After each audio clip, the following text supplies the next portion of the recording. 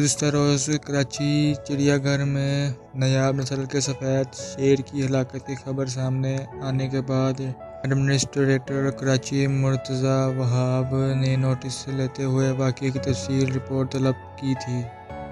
جبکہ ترجمان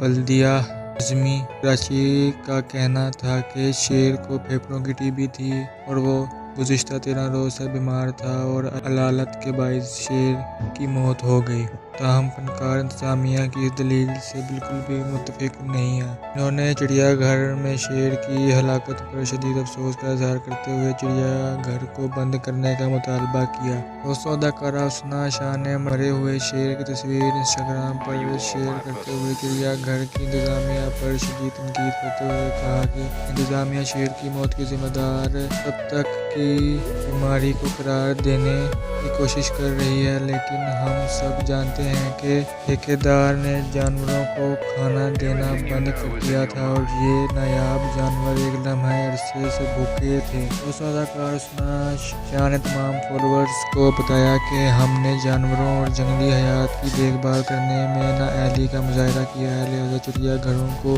فوری طور پر ختم کر دینا چاہیے۔ پاکستان کے پاس جانوروں کو اتنی مقدار میں بھی کھانا کھلانے کے لیے پیسے نہیں ہیں جتنی کہ انہیں ضرورت ہے۔ دوستوں، اداکارہ عائشہ عمر نے بھی کراچی چڑیا گھر میں شیر کی ہلاکت پر افسوس کا اظہار کیا اور شیر کی ہلاکت کی وجہ تب تک کی بیماری کو قرار دینے پر انتظامیہ پر شدید تنقید کی۔ دوستوں، سابق کپتان وسیم اکرم کی اہلیہ سماجی کارکن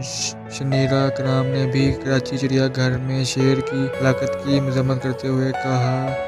یہ مر گیا کیونکہ ہم اس کی دیکھ بھال نہیں کر سکے۔ چڑیا گھر وہ جگہ ہونی چاہیے جہاں جانور تحفظ، صحت کی سہولیات، بحالی، تفریح اور افزائش کے لیے جاتے ہیں۔ کم از کم لوگ پھر ان کا مشاہدہ کرنے جا سکتے ہیں۔ شنیرا اکرم نے چڑیا گھر کے جانوروں کی جیل قرار دیا۔ دوستوں، پاکستان کی اداکارہ ریشما گل نے ایک اور انسٹاگرام اسٹوری پر چڑیا گھر کو ختم کرنے کا مطالبہ کرتے ہوئے کہا،